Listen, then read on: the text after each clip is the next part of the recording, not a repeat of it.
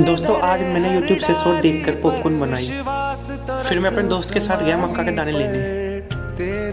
हम बाइक से गए थे। फिर हमने अंकल से मक्का के 100 ग्राम दाने लिए। फिर पॉपकॉर्न बनकर तैयार थी। मैंने IPL की हाईलाइट देख के एंजॉय करी। फिर रात को मैंने कुत्तों को रोटी खिलाई और देखो आप सब देखने वीडियो में कुत्ते कितने तेजी से भाग गए। दोस्तों आप सब भी अपने गली कुत्तों को ऐसे ही खाना खिलाए अपने।